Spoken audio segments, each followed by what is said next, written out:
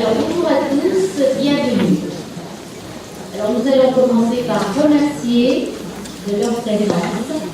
Alors Monsieur Baraduc, vice-président du Conseil général, Madame Rabassel, adjointe au maire de Lyon, Madame Lefranc, adjointe au maire de Villeurbanne, Monsieur Debache, recteur de l'académie, représenté par Monsieur Petit, conseiller du recteur sur la scolarisation des élèves en situation de handicap, Monsieur Baglan, inspecteur d'académie représenté par Madame Reimer, inspectrice d'académie adjointe. Nous remercions également tous les intervenants de la conférence et des tables rondes, les étudiants d'en 10 août de l'INSA qui seront vos pilotes pour les tables rondes, et M. Flamand qui a été notre interlocuteur attentif. L'association des étudiants en orthophonie de Lyon qui seront nos scripts, tous les organismes, les associations, les institutions qui ont soutenu la préparation de cette journée. Et bien entendu aussi tous les membres des associations qui travaillent bénévolement depuis 1 an à la réalisation de cette journée. Alors, pour la 5e année, les 4 associations Apidis Rhône, AAD Rhône, 1, 2, 3, 10 et la page du Rhône, donc nous sommes les 4 présidents de ces associations présentes sur ici, organisent donc la journée des disques dans notre département. Ce sont nos fédérations, FFF10 et la Fédération des alpages qui en ont pris l'initiative en 2007. Ce matin, à l'Université Paris-Dauphine, Madame Monchamp, secrétaire d'État auprès de la ministre des Solidarités et de la Cohésion sociale, a ouvert cette journée. Plus de 10% de la population est touchée par un trouble 10. Dysphasie, trouble structurel du langage oral, dyslexie, trouble de l'identification du mot écrit, ou trouble du langage écrit, dyspraxie, trouble cognitif de la coordination du geste, trouble déficit de l'attention. Ces troubles qui persistent tout au long de la vie entraînent des difficultés d'apprentissage durables chez les enfants, cachant ainsi leurs capacités et leur potentiel. Cette journée du 8 octobre 2011 a pour objectif de présenter les avancées scientifiques concernant les difficultés d'apprentissage de ces jeunes, ainsi que les réponses possibles en termes d'adaptation des pratiques et des outils.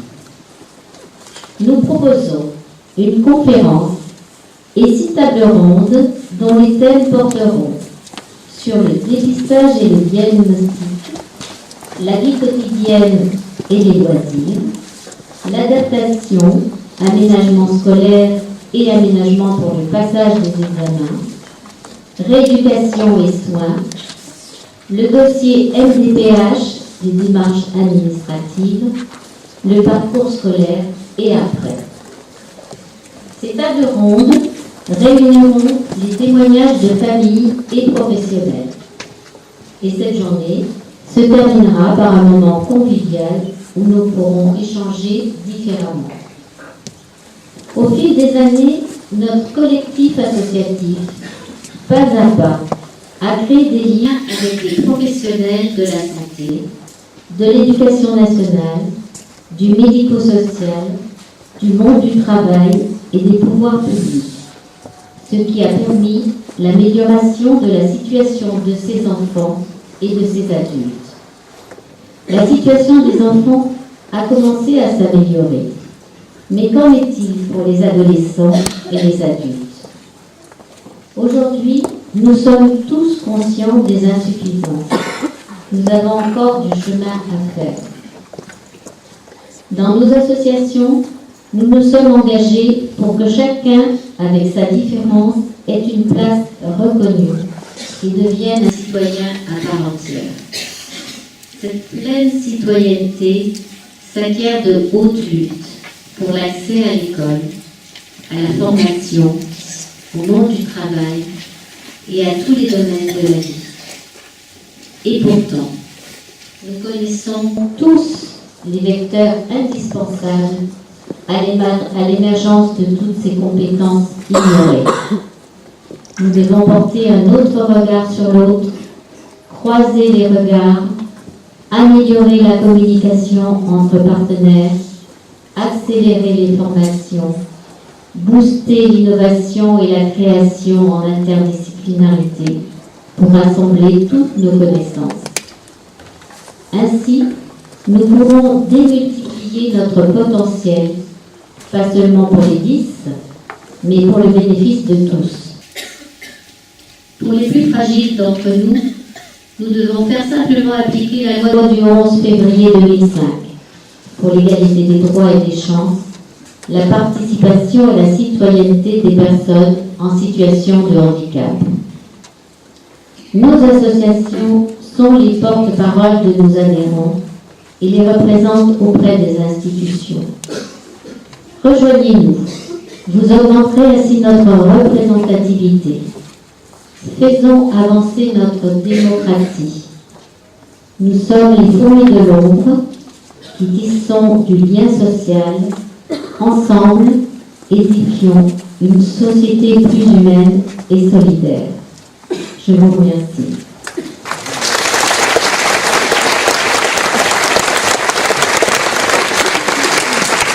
Alors, je passe la parole à Madame Lefranc, adjointe au maire de Villeurbanne.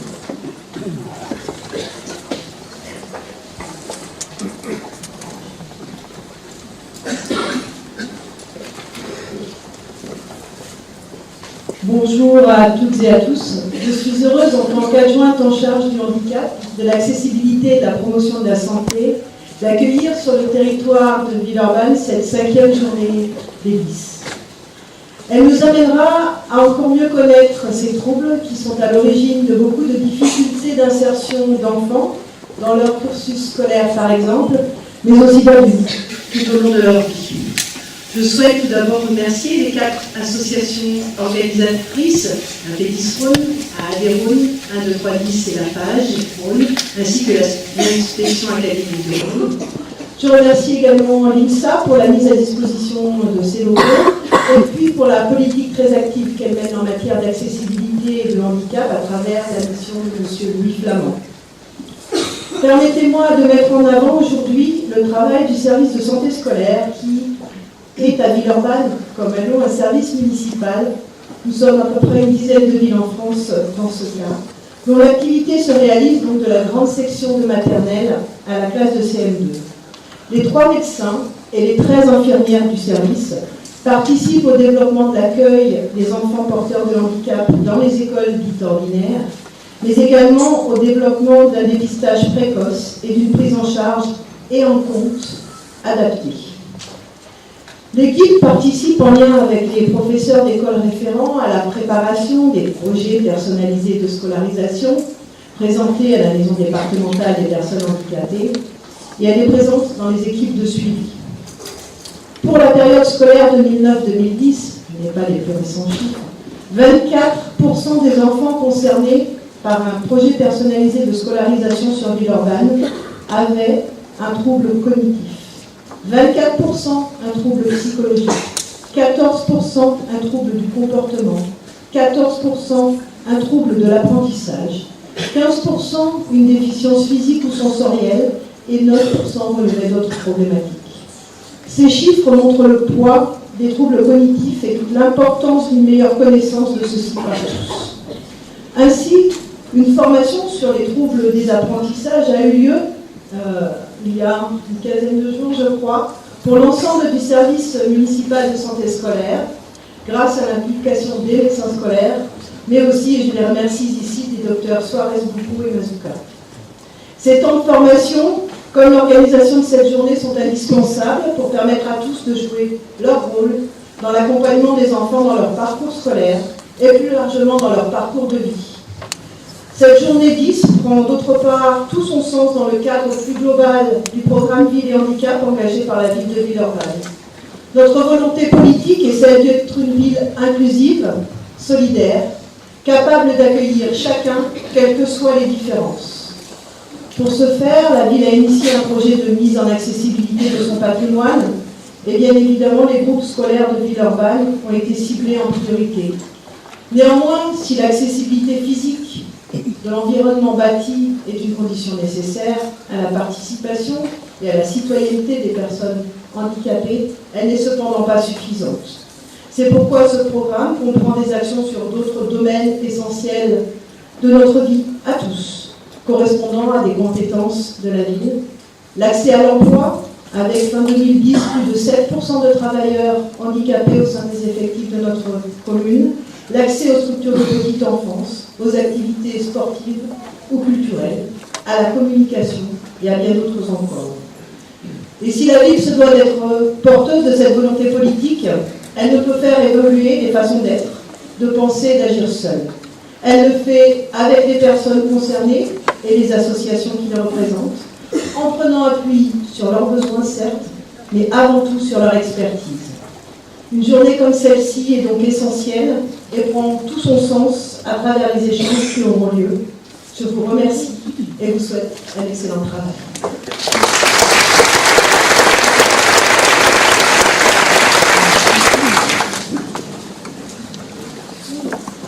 Maintenant, nous allons écouter Madame Rivard, inspectrice d'académie adjointe.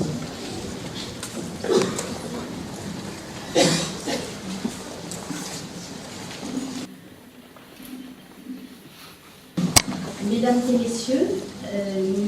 messieurs les élus, mesdames et messieurs les présidents d'associations, les présidents d'associations, des 4 associations qui organisent cette journée. J'ai aussi remarqué des enseignants, des principaux, des chefs d'établissement, des enseignants référents. Et je souhaite m'adresser à toutes ces personnes et ensuite à tous les membres et participants de cette journée qui est extrêmement importante et dont je me réjouis de voir le succès. L'an dernier, il y avait une date un peu symbolique qui pouvait d'une certaine manière expliquer qu'il y avait un afflux. Un 10-10-10 était comme une invitation à participer. Or, je constate qu'un 8-10-11 est aussi un enjeu non négligeable et offre l'opportunité d'une grande participation, y compris un samedi après-midi. Ce qui est bien le signe que la problématique qui nous rassemble aujourd'hui est une problématique qui a fait son entrée et a connu une prise en compte qui, certes, n'est sans doute pas à la hauteur de ce que nous pourrions souhaiter, mais qui est déjà un élément, une avancée extrêmement importante. Et dans ce contexte, l'éducation nationale se doit de prendre toute sa place parce qu'effectivement, non seulement elle accompagne, elle accueille, elle encourage les progrès de tous les élèves, mais elle s'est donnée pour tâche, et la nation lui a confié pour tâche, de pouvoir aussi accueillir les enfants à besoins éducatifs particuliers en son sein. Et le département du Rhône, puisque c'est le département du Rhône qui nous accueille, qui organise, c'est dans le cadre du département du Rhône que il faut que je rende à chacun sa prérogative. Donc, pardonnez-moi ce lapsus. Donc, nous sommes sur le territoire du Rhône. Et dans ce cadre, l'inspection académique du Rhône prend toute sa part et organise son action aussi en faveur des enfants à besoins éducatifs particuliers et spécifiquement, aujourd'hui, nous pourrons parler des enfants 10 qui représentent une part importante et qui requiert une réponse spécifique quant à la problématique qui est la leur dans l'accès aux apprentissages. Et nous avons commencé à adapter, à répondre dans une certaine mesure, et dans une mesure que les familles ici présentes trouveront insuffisante, mais qui commence à être une réponse importante, dont l'intérêt se porte aussi sur les évolutions pédagogiques que cela entraîne, et ces évolutions pédagogiques ont l'immense avantage de pouvoir bénéficier à tous. Elles permettent de pouvoir à la fois répondre à la particularité qui est celle des enfants 10, mais aussi à la difficulté que peuvent rencontrer d'autres enfants. Donc, toute avancée qui se fait en prenant en compte le besoin éducatif particulier est une avancée que fait l'ensemble de l'éducation nationale. Nous savons pour autant que nous avons encore des progrès à faire. Depuis la loi de 2005, l'éducation nationale ne cesse d'avancer, de progresser, d'ouvrir des pistes, à la fois pour ses propres enseignants, à la fois pour les enfants qu'elle accueille, et aussi d'une manière un peu plus générale. Alors, il y a quelques points sur lesquels j'aurais souhaité plus particulièrement porter mon attention. C'est d'une part un point qui relève de la formation et de l'accompagnement que nous pouvons faire pour les équipes enseignantes.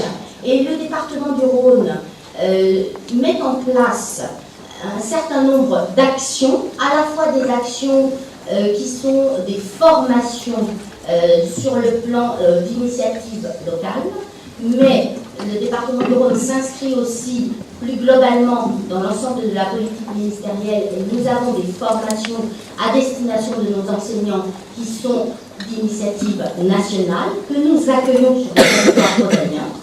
Et enfin, dans le cadre plus large de la politique académique menée dans l'Académie de Lyon, un groupe de travail académique dans lequel le Rhône prend sa place se mobilisera cette année de façon à pouvoir mieux répondre à un certain nombre de problématiques, et plus particulièrement tout ce qui concerne l'analyse de l'effet des formations mises en place, de façon à pouvoir en mesurer l'efficience et à pouvoir les modifier pour obtenir et atteindre les objectifs que nous souhaitons pour cette dimension. Et d'autre part, l'adaptation, la mise en œuvre d'un outil de dialogue individuel et entre l'école et la famille, de façon à avoir une meilleure réponse, d'abord une meilleure sensibilisation à la problématique qui concerne les enfants 10, et enfin une meilleure réponse pour œuvrer dans le sens des adaptations et de l'accompagnement que nous devons faire pour ces enfants. Il y a enfin un dernier point sur lequel je souhaitais pouvoir porter notre attention, qui est celle de la reconnaissance du handicap, de la situation de handicap pour ces enfants.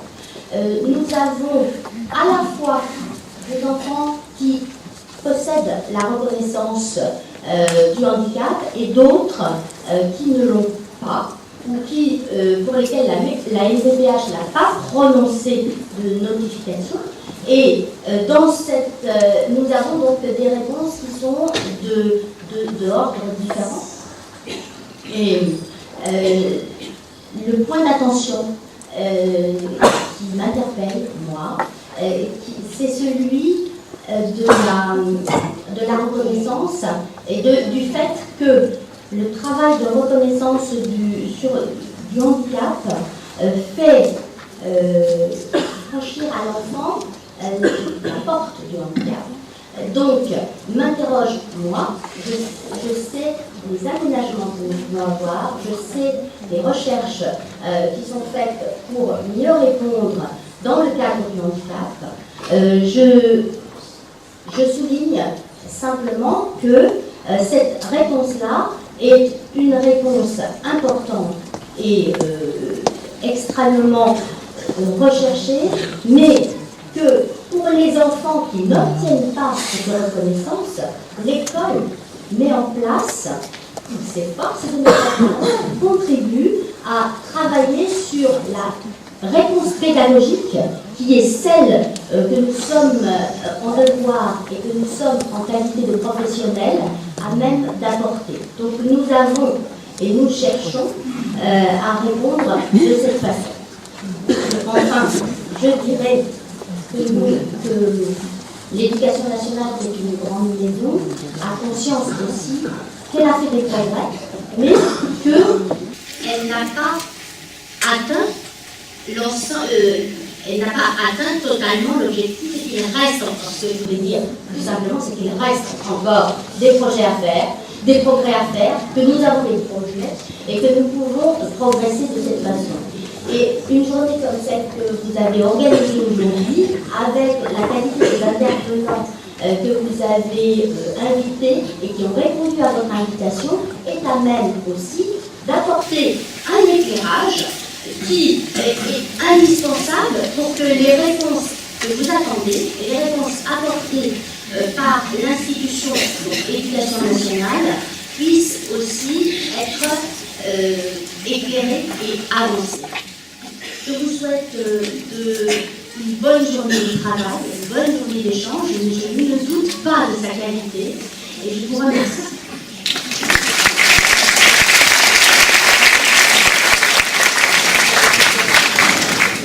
Madame Barès, attachée de recherche clinique au Centre de recherche en neurosciences de Lyon. Notre modératrice va vous présenter les conférenciers. Comme cela vous a déjà été dit, donc les troubles 10 regroupent à la fois les troubles spécifiques et les troubles des apprentissages qu'ils induisent. Pour la 5e journée nationale des 10, cette année, la conférence a permis de réunir à la fois des cliniciens, des chercheurs et des généticiens. Cela va vous permettre de vous montrer qu'il existe un lien permanent entre la clinique et la recherche, qu'un travail réfléchi et en commun est réalisé, et c'est grâce à ce partenariat, grâce à une volonté commune et les mêmes espoirs qui fondent, que les choses peuvent avancer pour le diagnostic, la remédiation, la prise en charge et la rééducation. Nous recevons et remercions tout d'abord le docteur Michel Mazuka, neuropédiatre dans le service d'audiologie et d'exploration orofaciale du professeur Lionel Collet à l'hôpital Édouard Herriot, et qui consulte également dans le centre de référence des troubles des apprentissages. Il est également membre de l'équipe de recherche Parole, Audiologie et Communication au sein du centre de recherche en neurosciences de Lyon. Il va vous présenter une vue d'ensemble des troubles 10 avec une introduction sur les bases de neurobiologie des troubles des apprentissages de l'enfant, quels sont les facteurs qui jouent un rôle comme les facteurs environnementaux et génétiques. Bonjour à tous. Je vais vous présenter rapidement, en 10 minutes, quelque chose d'assez extraordinaire. C'est une tâche difficile et on va commencer par se rendre compte, vous comme moi, que actuellement, ce que nous voyons, ce ne sont que des représentations que forme notre cerveau à partir des informations visuelles. Et ce que nous entendons, c'est la même chose.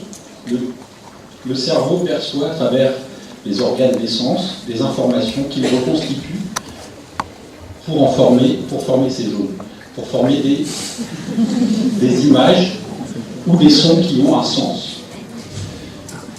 La cognition est donc un moyen qu'utilise notre cerveau pour associer des formes avec des noms, que ces formes soient d'origine visuelle, auditive, olfactive ou purement mentale. Vous voyez que le cerveau est un organe extrêmement spécialisé dans lequel il y a des zones qui sont le support de fonctions différentes. Très grossièrement, on distinguera l'activité du cerveau gauche, plutôt logique, à celle du cerveau droit, plutôt synthétique. Mais dans ce qui nous concerne, puisque nous sommes là pour parler des troubles 10, il faut approfondir ces notions très générales pour aller dans des zones d'hyperspécialisation corticale, qui sont par exemple le support du langage. Ah, là, ça passe.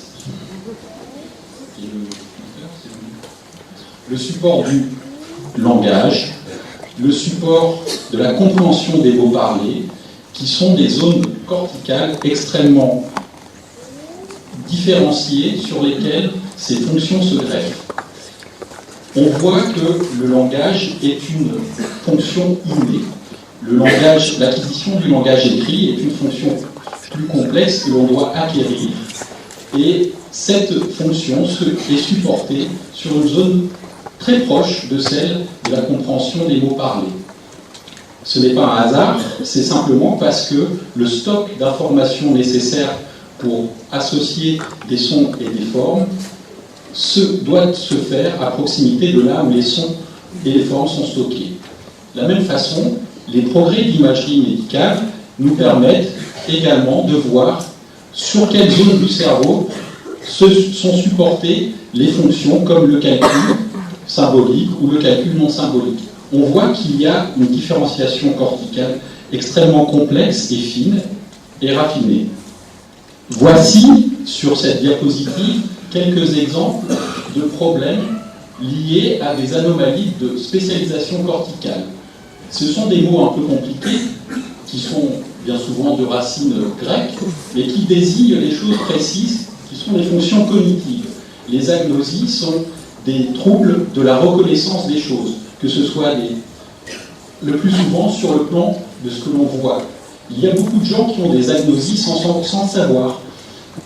Parce que si on n'explore pas ces fonctions supérieures très spécialisées, eh bien on ne s'en rend pas compte.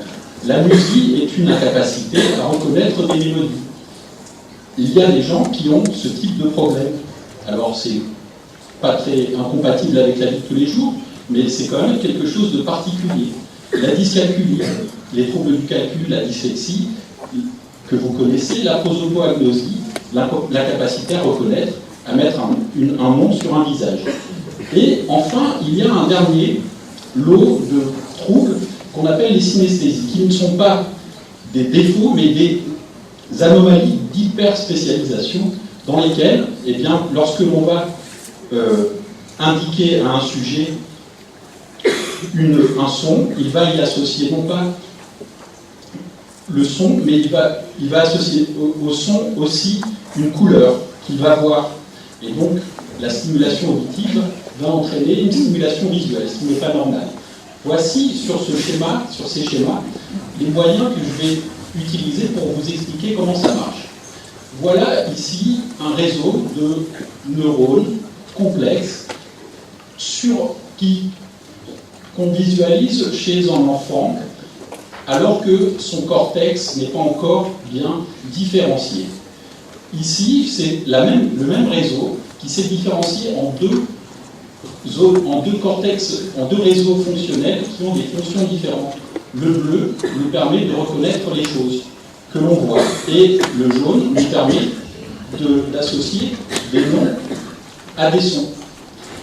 Et donc, lorsqu'il y a un dysfonctionnement du réseau bleu, eh bien le sujet ne reconnaîtra pas les images qu'il voit. Et lorsqu'il y a persistance d'une association entre le réseau jaune et le réseau bleu, eh bien c'est là qu'il y a, lorsqu'il y a une stimulation auditive, également une stimulation visuelle. Ceci est dû à des anomalies de la cytoarchitectonique corticale. Vous voyez que c'est très subtil et complexe. Les réseaux qui forment la surface de notre cerveau sont des réseaux de neurones incroyablement compliqués.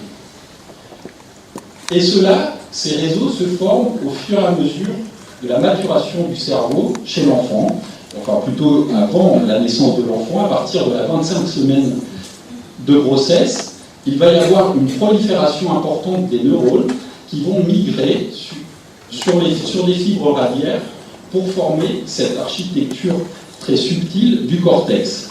Ceci peut être modifié par des fonctions, des choses qui arrivent lors de la grossesse, comme des infections ou des troubles ou des carences nutritionnelles, mais ceci également peut être modifié par des anomalies génétiques. Nous voyons ici des IRM cérébrales de sujets, ici un sujet normal, et ici ce sont des sujets qui souffrent de dyslexie.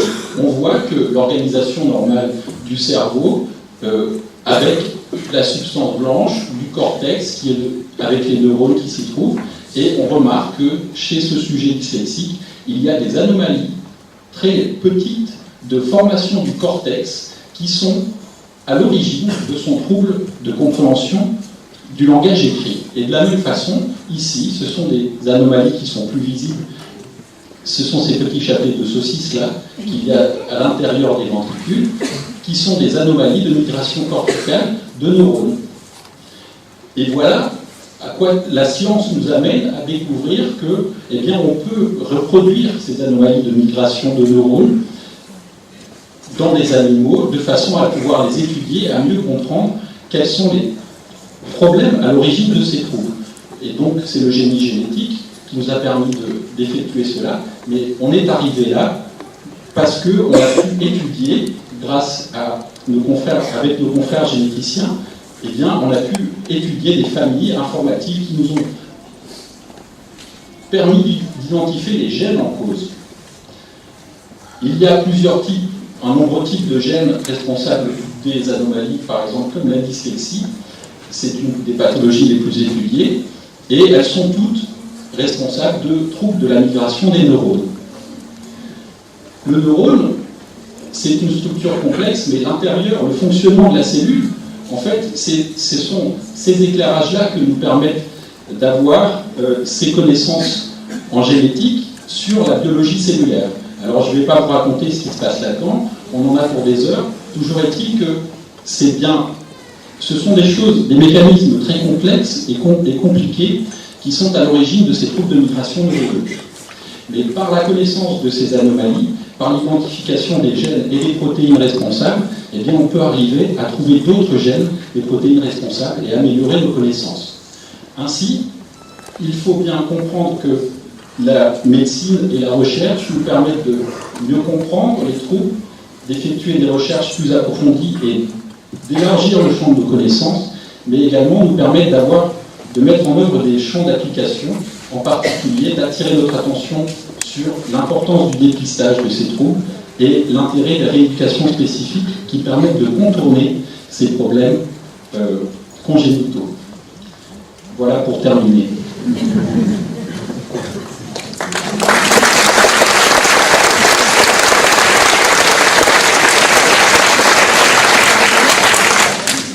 Merci.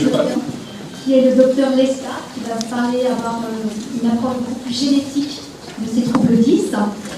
Le docteur Lestat était généticien attaché au service de génétique clinique, de génétique moléculaire et au centre de référence des anomalies du développement, qui est dirigé par le professeur Ederi à l'hôpital Édouard Herriot. Ainsi, il va vous montrer les apports de la génétique et de ses techniques dans les troubles 10, et notamment un exemple avec une forme familiale au niveau d'une dyspraxie verbale. Quelle est aussi la part de l'hérédité dans ces troubles 10 et l'intérêt génétique dans le diagnostic, le traitement et la prise en charge. Donc finalement, je vais avoir une présentation qui va être très complémentaire à la précédente. On s'était mis un peu d'accord pour ça d'ailleurs. Je vais insister plus sur les aspects génétiques, mais je pense que les conclusions sont finalement assez proches. Alors je vais faire quelques rappels essentiels pour que vous compreniez bien de quoi je parle. Je pense qu'il y a des choses qui sont connues par un certain nombre d'entre vous.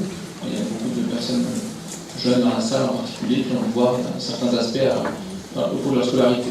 Mais pour les autres, il faut que je rappelle certaines choses pour que tout le monde comprenne. Donc quand on parle de génétique, on ne parle pas simplement d'une idée abstraite, mais de quelque chose qui est relié à des molécules réelles de l'organisme, en particulier l'ADN. Donc on a deux niveaux d'organisation de l'information génétique dans l'organisme, et ces deux niveaux vont être à l'origine de deux types d'anomalies différentes qu'on peut retrouver chez l'être humain, chez les patients. D'une part les chromosomes, que vous voyez là, et d'autre part l'ADN. Donc, pour prendre une comparaison, les chromosomes, c'est en quelque sorte une pelote de laine sur laquelle le fil serait l'ADN. Et ces pelotes de laine sont dans les noyaux des cellules, servent à contenir, disons, à stocker l'information génétique, et on peut avoir deux types d'anomalies. D'une part, des anomalies qui vont survenir au niveau du chromosome, donc qui vont être forcément de grande taille, et des anomalies à petite échelle qui vont être des anomalies de l'ADN. L'ADN, c'est donc une molécule très longue, très fine, qui comporte des bases et qui va être le support de l'information génétique. C'est-à-dire que les gènes vont se situer comme des perles, si vous voulez, sur un collier, le long de l'ADN. Donc on a les chromosomes, l'ADN qui est le support des gènes. Alors, on va donc prendre deux exemples d'anomalies génétiques mises en évidence chez des patients 10. Seulement deux exemples, parce que ça suffira bien, et que ce sont des exemples qui présentent bien les choses. Un exemple au niveau chromosomique et un exemple au niveau génique, donc au niveau des gènes. Donc au niveau chromosomique, certains d'entre vous connaissent ce schéma-là, qui est ce qu'on appelle le karyotype, c'est-à-dire la liste des chromosomes qui ont été classés, qui ont été récupérés dans des cellules sanguines, chez un patient ou chez un individu normal, en l'occurrence un individu qui n'a pas de problème chromosomique, qui ont été classés ensuite par taille. On peut reconnaître des petits motifs différents, et on peut regarder sur ce qu'on appelle le karyotype, c'est-à-dire la liste des chromosomes, s'il y a des anomalies, soit un chromosome en plus, par exemple pour une trisomie 21, on aura un chromosome 21 en plus, ou bien s'il y a des petits morceaux qui manquent. Là, vous voyez le karyotype d'une fille qui a deux chromosomies. Si c'est un garçon, il y aura un chromosome Y. Là, on est à une échelle visuelle. C'est ce que l'on voit au microscope. Donc forcément, on ne voit pas des anomalies très petites. Évidemment, on n'est pas à l'échelle du gène, puisque le chromosome X comporte plus d'un millier de gènes, par exemple. Donc là, on peut voir des gros morceaux qui manquent, ou qui sont en plus, ou des chromosomes qui se cassent et qui se recollent de travers. On a depuis quelques années à disposition pour les analyses chromosomiques des outils beaucoup plus sophistiqués qui permettent de voir avec une résolution beaucoup plus importante. Alors en fait, on ne voit plus rien au microscope. C'est des techniques qui sont faites sur des puces ADN. Donc là où il y a un schéma d'une puce, on ne voit pas grand-chose, mais on voit un rectangle avec des tout petits points. Et chacun des petits points représente une région chromosomique qui ont été complètement détachées des chromosomes, mais qui ont été réparties le long de ces puces. On va voir en détail dans la diapo suivante, mais on obtient des images comme ça qui vont nous renseigner en tout cas sur des toutes petites anomalies chromosomiques qu'on ne verrait pas du tout karyotype, des petits bouts qui peuvent manquer par là, qui peuvent être en plus. Alors, voilà le principe de cette technique. On va finalement comparer sur les puces. Ça, c'est l'agrandissement de l'image qui n'était pas très visible tout à l'heure. On va, sur chacun de ces petits puits, mettre une petite région chromosomique qui va être coupée. Et sur chacun des puits, on va mettre à la fois l'ADN d'un patient et l'ADN d'un témoin. Et on va comparer les deux. Et en fonction du rapport entre les deux, on va avoir un signal qui va être plus ou moins important. Si les deux sont en quantité équivalente, on va avoir un signal jaune. S'il y a une copie supplémentaire chez le patient, on va avoir un signal rouge.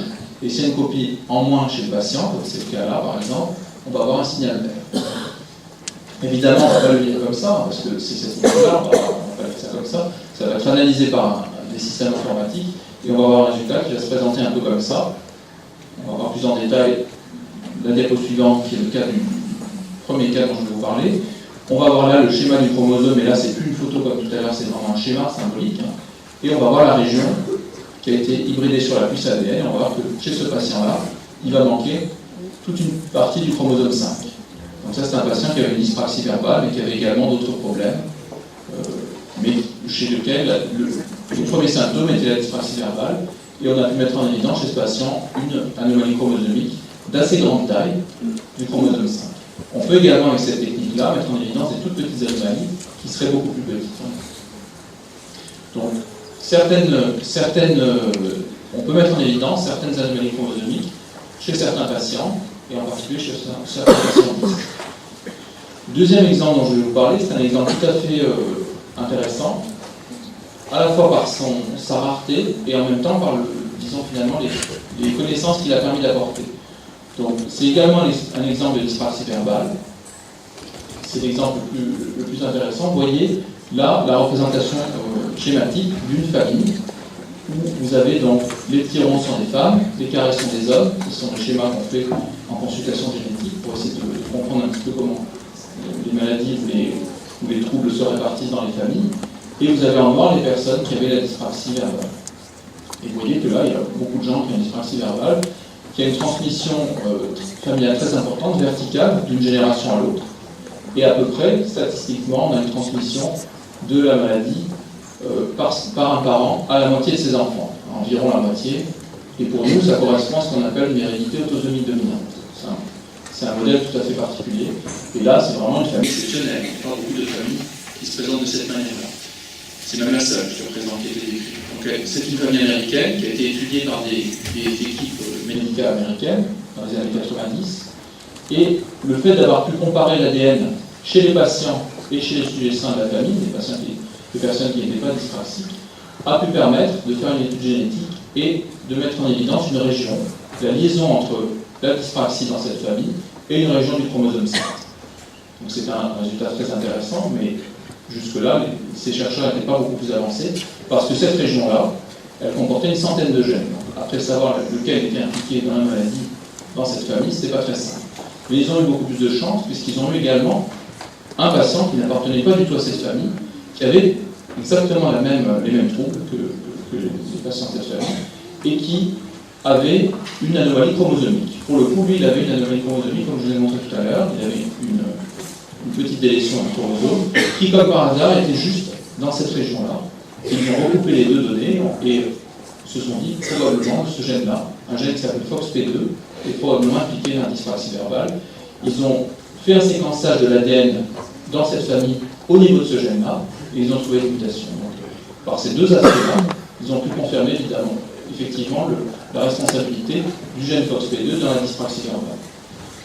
Alors c'est un résultat très intéressant parce que c'est la première fois qu'on met en évidence une anomalie génétique clairement responsable d'un trouble 10. Mais en même temps, c'est un cas très particulier, puisque vous savez qu'il y a très peu de familles qui se présentent de cette manière-là, on en parlera tout à l'heure, mais depuis cette époque-là, c'était à peu près les années 2001-2002, beaucoup d'équipes ont recherché des mutations de ce gène-là chez les dyspraxiques. On l'a fait par exemple à Lyon, d'autres l'ont fait dans d'autres endroits du monde, et il y a un très petit nombre de patients dyspraxiques qui sont porteurs de mutations de ce gène-là.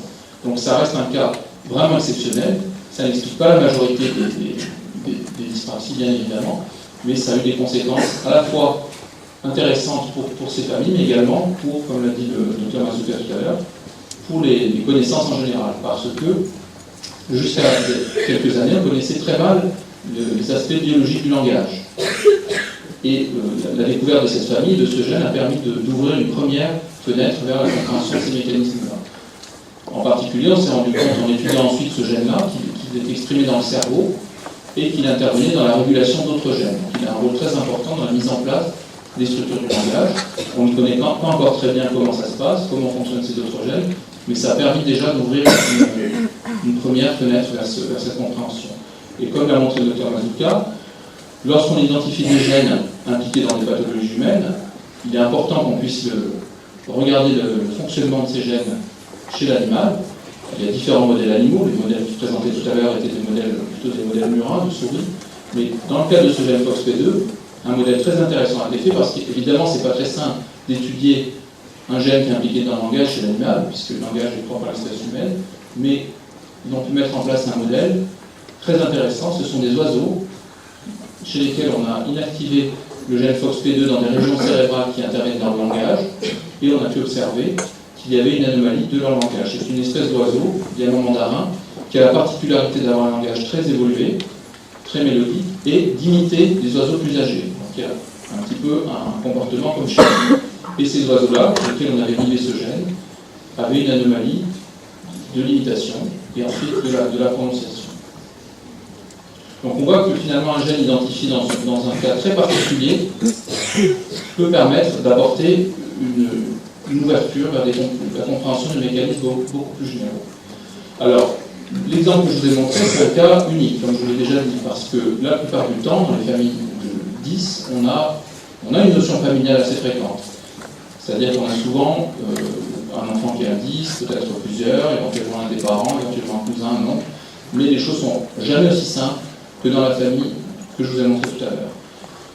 Et en plus de ça, comme vous le savez, on a souvent donc, ce type de répartition-là, c'est-à-dire qu'on peut avoir dans une même famille un patient qui va avoir une dyslexie, un patient qui va avoir une dysphasie, un autre qui a une dyspraxie, avec une hérédité qui n'est pas du tout aussi évidente. On n'est probablement pas, dans la plupart des cas, dans des situations monogéniques, c'est-à-dire qu'une mutation d'un gène donné va donner un trouble chez tout le monde, chez toutes les personnes. Alors qu'est-ce qu'on peut imaginer, comment on peut conceptualiser aujourd'hui finalement la part de la génétique dans les 10 ? On n'en sait pas encore bien grand-chose, mais d'après les exemples qu'on vient de voir, on sait qu'il existe des situations où il y a vraiment des formes, ce qu'on appelle des maladies monogéniques, c'est-à-dire la mutation d'un gène va donner un trouble particulier chez tous les porteurs de cette mutation, et donc il y aura une forme familiale, une transmission familiale bien claire. Probablement, c'est probablement très rare, en réalité. En tout cas, on a très peu de familles de ce type-là, et comparé à d'autres, on va dire d'autres maladies humaines, on reste dans des situations très rares. Il y a certainement également un certain nombre de patients qui sont porteurs d'anomalies chromosomiques, quelle que soit la sévérité de leur trouble, soit des anomalies chromosomiques visibles sur le karyotype, mais certainement beaucoup plus uniquement détectables par les techniques de puce ADN. Et puis pour tout le reste, les choses sont certainement bien plus compliquées que ça. On n'est probablement pas dans des situations de maladies vraiment, disons génétiques, en tout cas comme nous on dit monogéniques. Il y a probablement plusieurs facteurs qui interviennent pour, si vous voulez, des facteurs de terrain génétique qui sont beaucoup plus complexes, qui confèrent une prédisposition au patient, mais qui ne sont certainement pas suffisants pour ça. C'est-à-dire qu'un patient peut avoir plusieurs facteurs génétiques différents et des facteurs qui ne sont pas génétiques. Alors pour conclure un petit peu, pour présenter comment moi je vois finalement l'intérêt que peuvent avoir les études génétiques dans les 10, ça reprend un peu ce que j'ai dit puisque ce qu'a dit mon prédécesseur.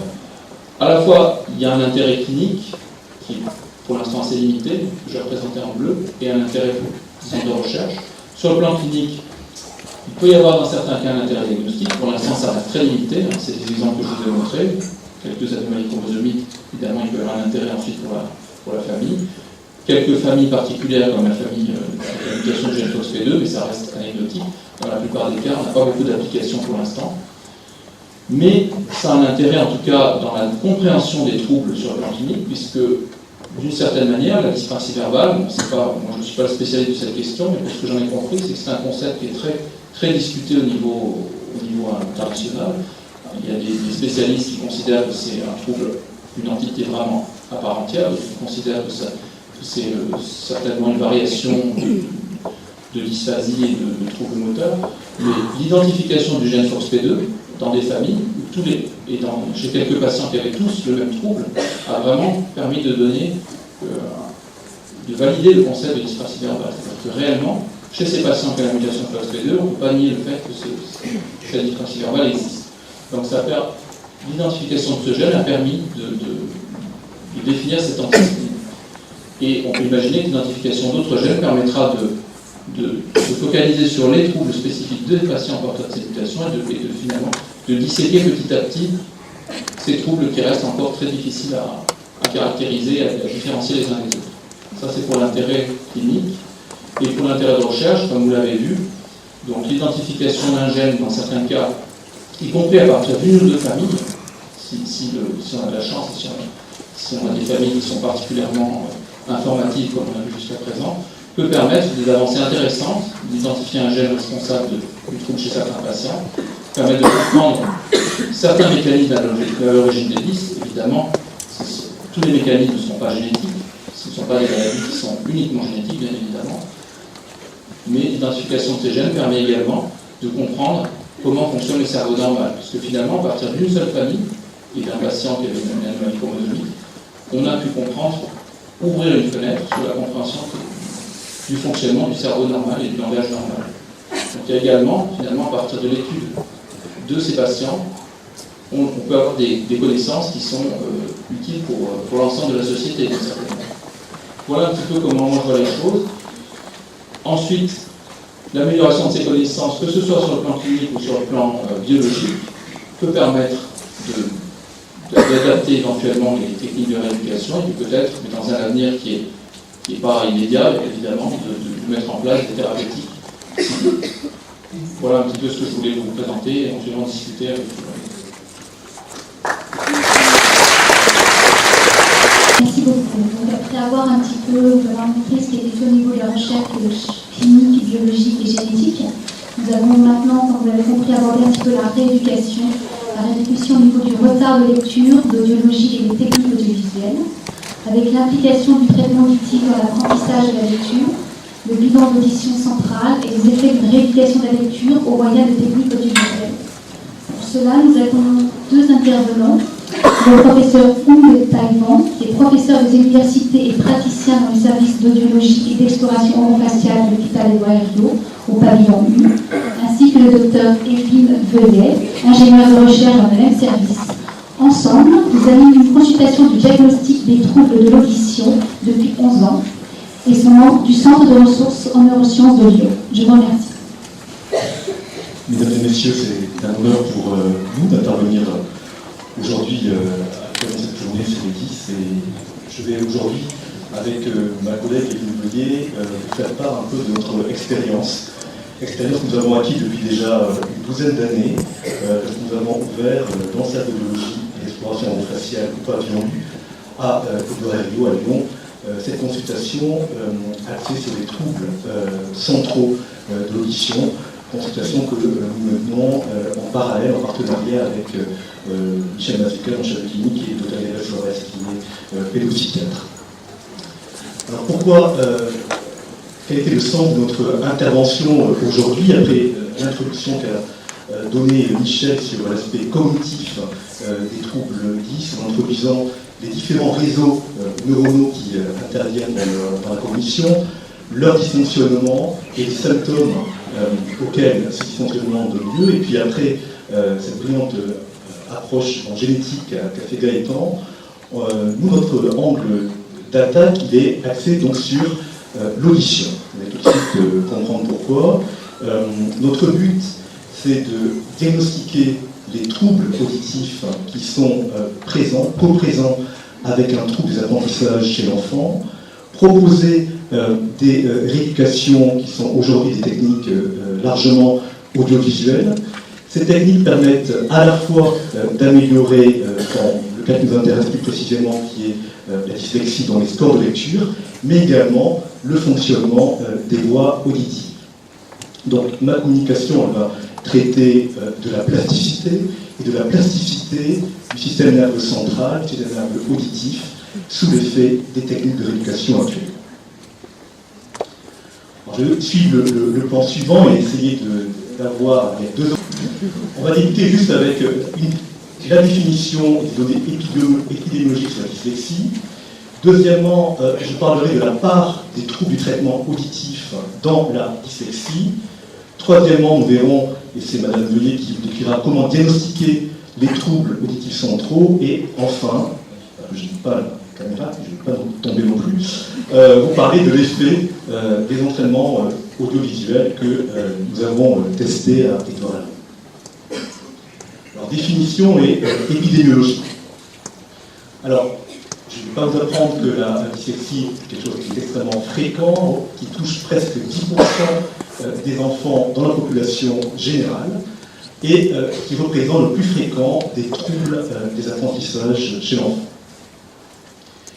La dyslexie se définit par des difficultés pour reconnaître aisément et précisément les mots écrits lors de la lecture, et elle est très fréquemment associée à une dysorthographie. Vous savez tous que la dyslexie dysorthographique, c'est vraiment le pain quotidien des collègues orthophonistes à l'hôpital comme en vie. Alors, cette dyslexie ne s'explique pas par le seul quotient intellectuel, ni par la présence de déficits sensoriels associés. Et par déficit sensoriel associé, on entend une diminution de l'acuité visuelle ou bien une diminution de l'acuité auditive qui serait due à un trouble de l'organe périphérique de l'audition, donc à une surdité. Ce n'est pas du tout de ça dont je vais vous parler aujourd'hui. Pour bien lire, il faut absolument faire cette correspondance qui doit être extrêmement rapide, précise, quasi automatique, entre les composants des sons primaires du langage, que sont les phonèmes, avec leur représentation écrite qu'on appelle les graphèmes. Aujourd'hui, il y a un consensus, si vous prenez la littérature nationale et internationale, sur la dyslexie, et dans 90% des cas, tous mes collègues s'accordent pour dire qu'il y a des troubles phonologiques dans la dyslexie, c'est-à-dire des difficultés pour stocker, extraire et manipuler les sons du langage. Ces troubles peuvent persister jusqu'à l'âge adulte et en général, ils résistent aux techniques de rééducation classiques qu'on propose aux enfants dyslexiques. Malheureusement. Alors, quelle est la part des troubles du traitement auditif, la part exacte dans la dyslexie? qu'est-ce que tout d'abord le traitement auditif central c'est le TAC? Eh bien, c'est la manière dont le système nerveux central va utiliser et contrôler l'information en provenance des deux oreilles internes qui s'appellent les cochlées. En clair, c'est ce que nous faisons, ce que fait notre système nerveux central avec ce qu'il entend. Voici un schéma pour vous illustrer les voies auditives et vous allez voir que je me rapprochais de la communication de Michel Mazzucato pour montrer que les aires auditives dans le cerveau, eh bien, elles sont justement localisées à un endroit stratégique. Ce schéma vous montre donc l'organisation des voies auditives depuis la périphérie, l'oreille interne, la cochlée, qui est faite de cellules sensorielles qu'on appelle les cellules ciliées.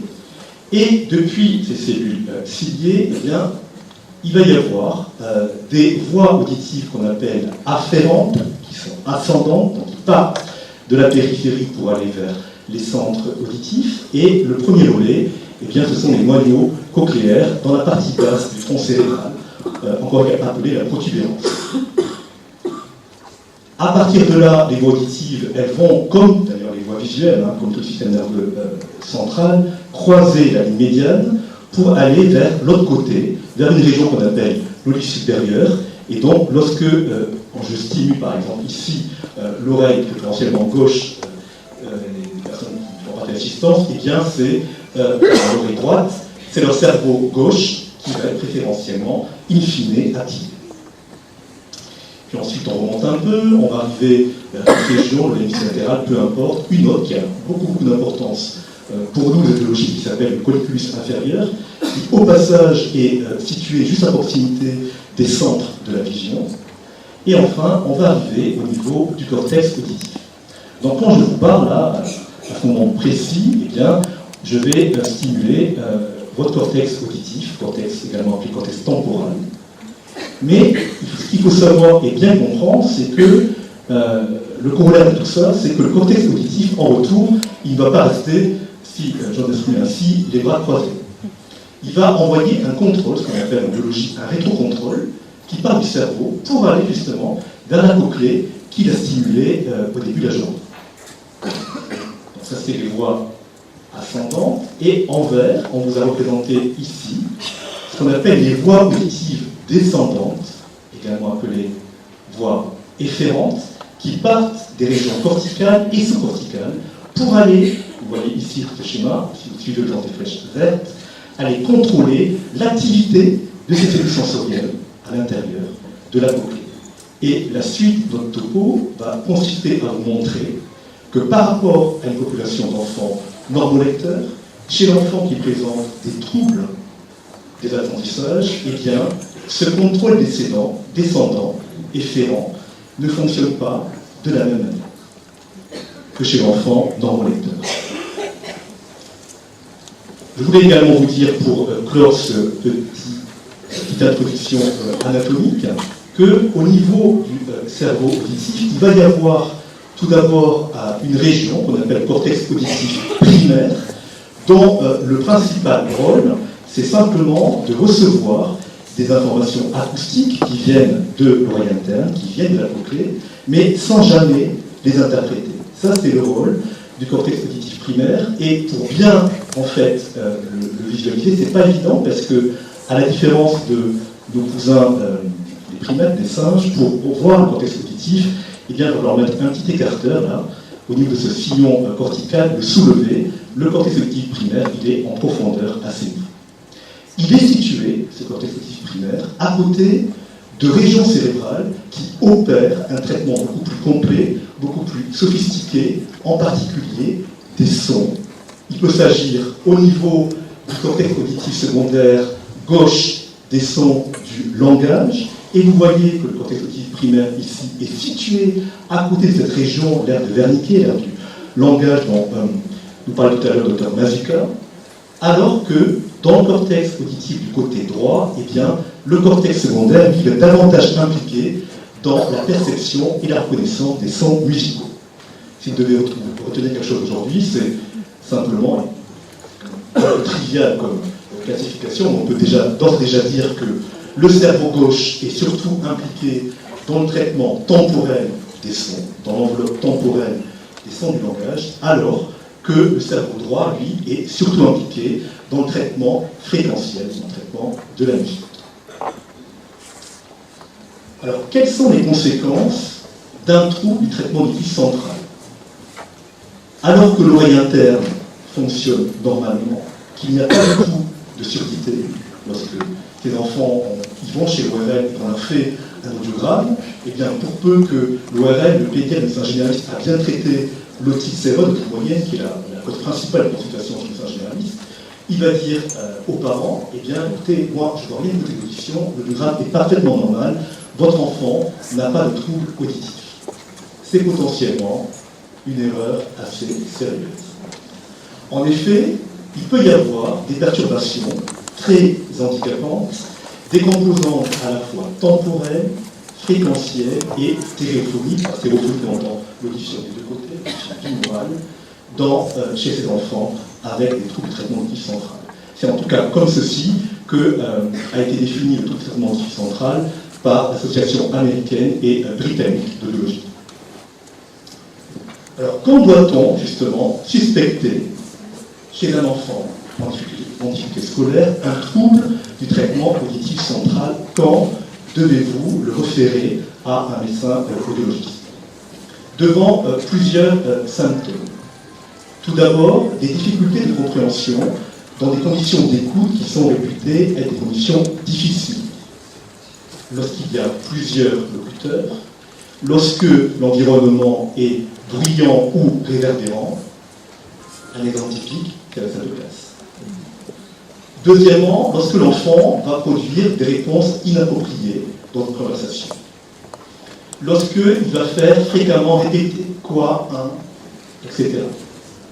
Lorsqu'il va avoir des temps de réponse plus longs dans une conversation que son frère ou sa sœur qui n'a pas de l'audition centrale. Lorsqu'il va devoir produire beaucoup d'efforts, d'attention et de mémorisation. Beaucoup de mes collègues, puis moi-même j'emploie souvent pour expliquer aux parents de nos patients, sont des efforts liés en permanence à la compensation que doit produire cet enfant. Sachant que l'apprentissage scolaire repose tous les jours pour 50% sur l'oral. Imaginez l'effort que cela demande à ces enfants. Ce sont également des difficultés pour retenir des comptines, des chansons, pour apprendre la musique. Et par rapport à ce que je disais alors sur le rôle des cortex secondaires, vous connaissez mieux pourquoi. C'est également des difficultés pour épeler et possiblement, à la fin de la journée, des troubles du comportement qui pourront être le symptôme appelant l'attention du médecin. Et cette liste est loin d'être exhaustive, mais j'ai juste voulu citer les principaux symptômes d'un trouble du traitement auditif central. Alors, quelle est la fréquence de leur association, ces troubles centraux d'audition, avec les troubles du langage? On sait aujourd'hui que parmi les enfants qui présentent un trouble du traitement auditif central, 25% sont dyslexiques et près de la moitié ont un trouble du langage oral ou un trouble du langage écrit. Et inversement, parmi les enfants dyslexiques, 40% ont un trouble du traitement auditif central. Il faut donc le rechercher. En tout cas, notre intime conviction. Alors maintenant, on va voir comment diagnostiquer ces troubles auditifs centraux, et puisque c'est Mme Evelyne Veuillet qui coordonne ces diagnostics avec les ORL, je vais lui laisser la parole.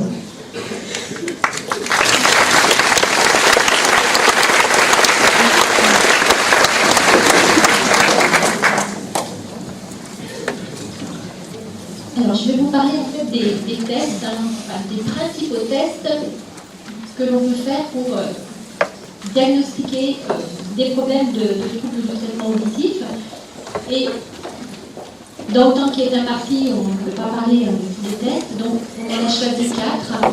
Donc on va parler de l'écoute dichotique, on va parler des tests d'écoute d'embrouille, on va parler des tests de catégorisation phonémique et d'exploration, les tests des voix auditives descendantes. Alors on va expliquer ça, parce que c'est des termes un petit peu compliqués.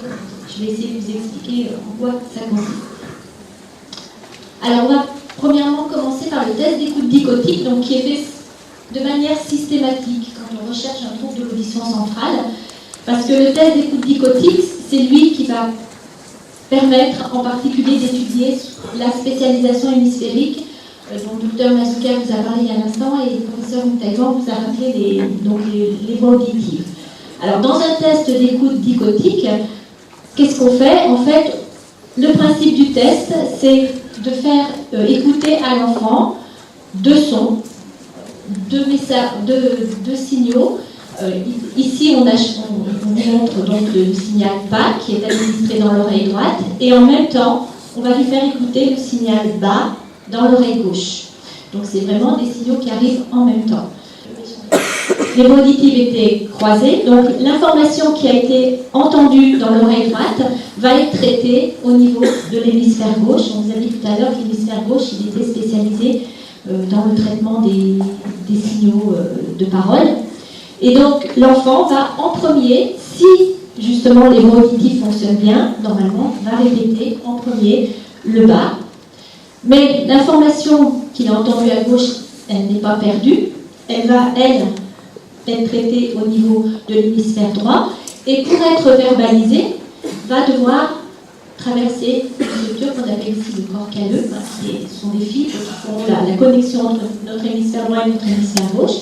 Et si tout ça fonctionne bien, donc l'enfant va répéter après ou plus difficilement le signal entendu dans l'oreille gauche. Donc quand on fait un test dichotique, on peut calculer deux paramètres. Alors il y en a d'autres, mais c'est les paramètres essentiels, qui s'appellent l'aptitude dichotique, c'est-à-dire qu'on essaye de savoir si l'enfant était capable de répéter tout ce qu'il a entendu, à droite comme à gauche. Donc là, ça veut dire que vraiment toute cette voix est bien fonctionnelle. Mais on peut aussi calculer ce qu'on appelle une prévalence d'oreille, et savoir si l'enfant a pu s'écouter sur son oreille droite ou sur son oreille gauche. Alors la prévalence, donc elle peut être négative. Si l'enfant privilégie l'écoute à gauche, il peut ne pas présenter davantage d'oreilles, donc en fait essayer d'écouter pareil sur les deux oreilles, ou elle peut être positive et donc plus répétée sur l'oreille droite. Alors normalement, on a toujours une petite prévalence droite, puisque, comme je vous l'ai dit il y a un instant, on privilégie l'écoute à droite qui est traitée dans l'hémisphère gauche. Alors qu'est-ce qu'on a observé chez les enfants qui présentent des problèmes de lecture? Donc là, on a comparé deux populations d'enfants. C'est des enfants qui vont d'âge compris entre 8 et 13 ans. Donc en vert, c'est les résultats obtenus chez les normolecteurs. Et en rouge, c'est les résultats obtenus chez les dyslexiques. Et là, on regarde les aptitudes dichotiques, dont on a parlé il y a un instant. Et on s'aperçoit qu'effectivement, les dyslexiques sont très en dessous des normolecteurs au niveau de leurs aptitudes dichotiques. Ils ont vraiment des aptitudes dichotiques plus basses que les enfants normolecteurs. Signe, alors là c'est des résultats moyens, vous avez ici les résultats par enfant individuels, donc on voit que ce n'est pas tous les dyslexiques qui sont comme ça, il y en a qui se débrouillent bien, mais il y en a par contre qui ont vous voyez ces enfants qui sont là en bas, c'est des enfants qui ont 10% d'aptitude dichotique, ce qui est très très faible, qui signe sans doute une atteinte au niveau du traitement auditif central. Et donc à droite de la diapositive, vous avez les prévalences d'oreilles. Là on ne voit pas de différence au niveau des moyennes. Par contre, vous voyez que certains enfants dyslexiques vont privilégier l'oreille gauche, alors que assez peu de témoins le font. Et puis il y a certains enfants dyslexiques qui n'écoutent que sur l'oreille droite, qui sont à 100% de prévalence. Ça veut dire que toute l'information qui arrive à gauche, ils ne l'utilisent pas. Donc ça peut être gênant. On est justement dans des environnements où il y a beaucoup d'informations, beaucoup d'occulteurs qui parlent. Alors, le deuxième test qu'on leur fait passer, c'est un test d'écoute dans le bruit. Donc, on leur fait écouter des listes de mots, ce sont les listes de Lafond. Lafond, c'est la personne qui a mis au point ces listes il y a quelques années de cela. Donc, voilà les... Je pense que ça va marcher. Book. Voilà, donc c'est des mots Yeah. simples. Donc les enfants doivent répéter ces mots. Et à ces mots, parce que dans le silence, les dyslexiques n'ont aucun problème pour le faire, on va rajouter un bruit. Alors ça peut être du bruit sans signification. Comme ça, on masque les mots. Et donc là, on va essayer de voir les erreurs que les enfants font dans le bruit, ou un bruit sur cette partie qui est plus écologique. Ceci, c'était mon signification. Et bien sûr, on fait parler les niveaux de stimulation. population, c'est oui, pour voir comment la compréhension diminue. Je reprends la main. Donc voilà une courbe qui compare justement entre des enfants dyslexiques, en rouge, pardon, et des enfants normolecteurs. Donc là, plus on va vers la droite, plus en fait c'est difficile, plus le bruit est fort par rapport à la parole. Donc on est ici dans des conditions très difficiles. Donc que ce soit les témoins ou les dyslexiques, tous n'arrivent plus à répéter à partir du moment, à un certain moment où on ne ressort plus les mots. Par contre, ce qui est intéressant de remarquer entre les deux populations, c'est que les dyslexiques vont présenter une diminution qui est beaucoup plus rapide que les enfants normolecteurs, quand on les met en bruit. Et si vous regardez par exemple, quand le bruit dépasse de 25 dB au niveau de la parole, un enfant normolecteur répète encore 60% de l'information qu'il entend, 60% des phonèmes, alors qu'un enfant dyslexique ne répète plus que 30%. C'est-à-dire qu'il est déjà, vous voyez un petit peu son handicap par rapport à l'enfant normolecteur, puisqu'il y a déjà deux fois moins de mots qui sont répétés juste. Et 25 dB, ça peut être une condition rencontrée en classe. On peut être comme ça, exposé à des bruits de ce niveau-là. Troisième test, le test de perception phonémique. Alors là, on utilise un test qu'on appelle le test de perception catégorielle. Donc c'est un mot un petit peu savant. Qu'est-ce qu'on fait dans ce test? On va faire écouter à l'enfant 2 syllabes. Alors nous, on a choisi le bas et le pas. Alors pourquoi le bas et le pas? Alors qu'est-ce qui différencie un bas d'un pas? Un bas, je vais vous faire un petit test. Si vous mettez votre main au niveau de la gorge, vous prononcez, non parce que c'est peut-être un peu de bruit. Si vous prononcez bas, vous devez sentir une vibration.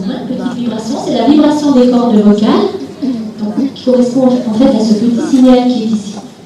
C'est un indice acoustique temporel qui a une certaine durée. Alors, quand il est long, on entend le bas, donc on va écouter bas. Voilà. Dans notre test, qu'est-ce qu'on fait? On supprime cette petite vibration. Donc vous allez prononcer un pas maintenant, vous allez faire l'essai, et vous allez voir que là, ça ne vibre plus. Bas. Donc, quand on entend bas ou pas, nous, on ne sait pas la longueur du choisement. Notre cerveau, il ne nous dit pas, ben là, il y a un bas très long, là, il y a un bas moyen, là, il y a un bas court. C'est-à-dire que quand on entend le bas ou le pas, on le range automatiquement dans une catégorie. On fait ce qu'on appelle une perception catégorielle. Alors, quand on fait le test de perception catégorielle, justement, on va faire entendre différents signaux avec des temps d'oisement de plus en plus courts. Donc, le premier, bas, voilà, on passe au deuxième, bas, bas, bas. Donc, vous voyez, là, on entend distinctement le bas. Alors, c'est des haut-parleurs, c'était pas très net, mais là, on entend distinctement le bas. Et là, il y a une zone où c'est un petit peu, on ne sait pas. Donc, une fois, on va répondre bas, une fois, on va répondre pas. Donc, c'est ce qu'on appelle la zone de frontière perceptive. C'est le moment, finalement, où notre perception bascule du bas au pas. Et puis là, après, on entend distinctement les signaux sans voisement. Alors, quand on fait ces tests et qu'on compare des enfants normolecteurs et dyslexiques, vous avez toujours pareil, les normolecteurs qui sont en vert et les dyslexiques qui sont en rouge. Et là, vous constatez que les courbes ont la même forme, aux extrémités. Donc, lorsque le signal là est très long, le voisement est très long et là il est très court, les enfants entendent bien la différence. Par contre, c'est au milieu, dans cette zone un petit peu difficile, un petit peu où le bas n'est pas encore n'est plus nettement un bas et n'est pas nettement un pas, que la différence est mise en évidence entre les dyslexiques et les témoins. Et on s'aperçoit en particulier que les enfants dyslexiques vont avoir tendance à entendre plus longtemps le bas que les enfants témoins. On dit que la courbe de perception catégorielle, elle est décalée un petit peu ici vers la droite, donc que le moment où la perception bascule, en fait, est un petit peu plus vers les indices avec des temps de croisement courts. Donc, si on regarde cette zone de croisement là, entre les deux populations, la différence est bien significative. Donc, les normolecteurs ont bien une frontière perceptive aux alentours de 0 millisecondes, qui est la frontière perceptive du français. Alors ça dépend des langues, mais en français, chez nous, elle est à 0. Alors que les dyslexiques, certains vont vraiment avoir des frontières perceptives vers les VOT, enfin vers les voisements positifs, et puis d'autres, au contraire, des frontières perceptives très vite, très décalées vers la gauche, c'est-à-dire entendre très vite se mettre en temps pas au lieu de bas. Alors, le dernier test que l'on va vous présenter aujourd'hui, c'est le test d'exploration des voies auditives descendantes. Alors, pour faire ce test, on enregistre la réponse de l'oreille interne. Alors, on ne va pas rentrer dans les détails parce qu'il faudrait très longtemps pour expliquer ce que sont ces réponses, mais vous avez ici donc une réponse qui vient de l'oreille interne. Alors, c'est très simple à faire. Très simple. On met un petit bouchon dans l'oreille et on va enregistrer donc, la réponse de l'oreille interne. Donc, on fait une mesure normale, juste avec le petit bouchon, et après, on va mettre un bruit dans notre oreille. Et quand on fait, ces enregistrements, que les voies auditives, que vous expliquez, le professeur il y a un moment fonctionne bien, on doit observer une diminution de ces réponses cochléaires. Parce que ces voies descendantes, elles sont inhibitrices. Ce qu'on a montré, c'est que cette inhibition, elle n'est pas pareille dans l'oreille droite et dans l'oreille gauche, et qu'elle est plus importante, elle est plus forte dans l'oreille droite par rapport à l'oreille gauche. C'est-à-dire que si vous êtes droitier, si on fait ce test, on devrait voir les réponses cochléaires qui diminuent plus quand on met le bruit dans l'oreille gauche et qu'on enregistre les réponses dans l'oreille droite. Alors, chez les enfants normolecteurs, on a bien cet effet qui est plus important dans l'oreille droite. Donc là, vous avez ce qu'on appelle la latéralité du système efférent, c'est-à-dire c'est un petit peu comme la prévalence dans le test dichotique.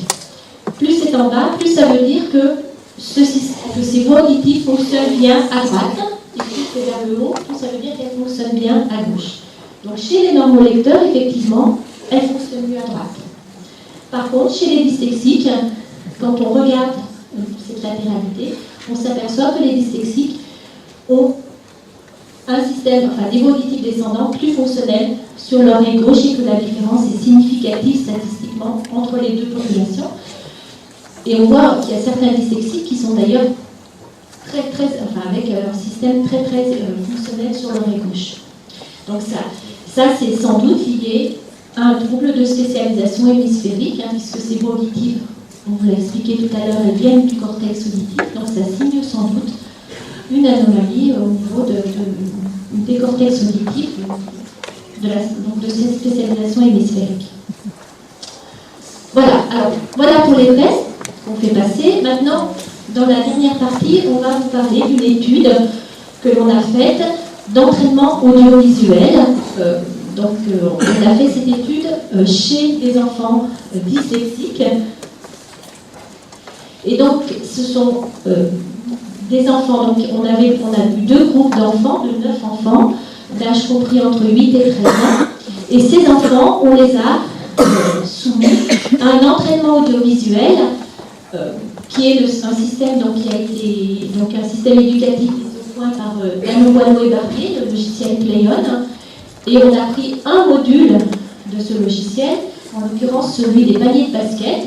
Dans cet entraînement, en fait, l'enfant entend un message, donc un bas ou un pas, et la consigne, c'est, donc il y a un petit ballon qui tombe et il doit le mettre dans le bon panier, dans le panier pas ou dans le panier pas. Donc ça, les enfants, on les a entraînés pendant 30 minutes par jour, 4 jours par semaine, et cela pendant 5 semaines, donc ça fait un entraînement de 10 heures, qui est déjà un entraînement assez intensif. Et en fait, cet entraînement, il vise vraiment sur le renforcement de l'association entre les graphèmes et les phonèmes. Il essaye d'automatiser cette association. Alors, ces enfants, on les a testés avant entraînement sur 2 mesures au niveau auditif. La perception catégorielle du voisement, c'était un entraînement ciblé sur cette association, et les voies auditives descendantes pour voir si l'effet si l'entraînement pouvait avoir un effet sur ces paramètres audiologiques.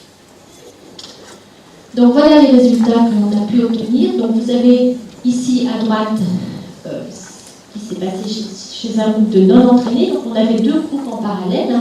Un groupe de 9 enfants qui a suivi l'entraînement intensif et un groupe de 9 autres enfants dyslexiques qui, eux, n'ont pas fait l'entraînement. Ils l'ont fait après. Ils ont quand même bénéficié de l'entraînement, mais après. Donc voilà, dans le groupe des non-entraînés, donc, ce sont les courbes de perception catégorielle que vous avez vu tout à l'heure. Vous voyez qu'avant et après l'entraînement, quand on n'entraîne pas les enfants, les courbes sont vraiment superposées. Dans le groupe des entraînés, ceux donc, qui ont suivi l'entraînement, on voit que les courbes de perception catégorielle ici se déplacent vers la gauche, comme si on normalisait en fait ces courbes de perception catégorielle, c'est-à-dire que quand on est ici après l'entraînement, on a pratiquement des courbes qui sont comparables à celles obtenues chez des enfants normolecteurs. Donc l'entraînement a eu un effet sur cette perception catégorielle du croisement.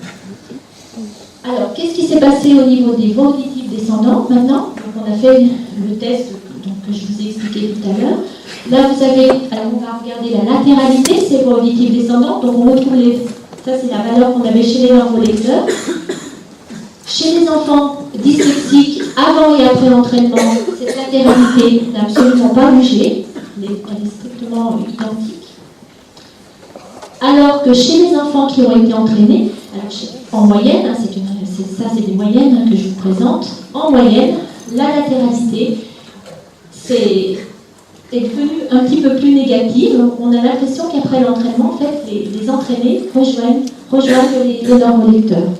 Donc l'entraînement qui a amélioré les compétences de perception catégorielle semble également rétablir une latéralisation normale des voies auditives descendantes. Et parallèlement, on a également regardé la performance en lecture de ces enfants entraînés et on s'aperçoit que les scores de lecture se sont également améliorés et ont augmenté de manière significative.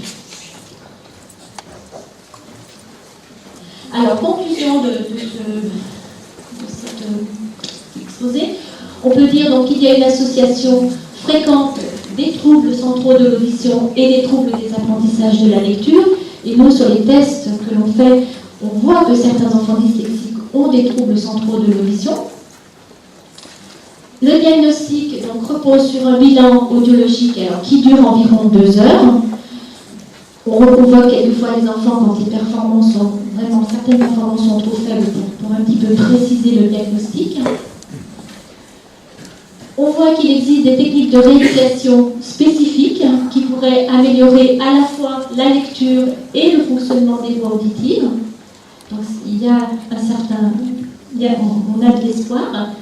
Et bien sûr, il faut maintenant que l'on valide l'efficacité de ces traitements à long terme. Bon, pour l'instant, on a fait une étude avant-après, mais maintenant, on va essayer de mettre en place des protocoles expérimentaux qui vont nous permettre de voir si à long terme, l'effet dure. Voilà, donc je voulais remercier les personnes qui nous ont aidés, qui nous aident tous les jours dans ce recueil de données chez ces enfants dyslexiques. Donc les médecins du pavillon U, le docteur Strasbourg, qui est ici dans cette salle, mais également le docteur Catherine Seller, Michel Mazouka, impliqué dans le centre de référence, et notre chef de service, le professeur Lionel Collet. Dire un grand merci aussi à toutes les neuropsychologues qui collectent les données, parce qu'on ne fait pas des thèses d'audition centrale de manière isolée. C'est un travail d'équipe, avec des neuropsychologues, avec des orthophonistes, avec notre pédopsychiatre. Donc je remercie tous les neuropsychologues et les orthophonistes. Et puis bien sûr, on a des collaborations scientifiques étroites avec des personnes qui travaillent sur les mécanismes de la lecture, et en particulier le professeur Annie Magnan et le professeur Jean Michel. Voilà,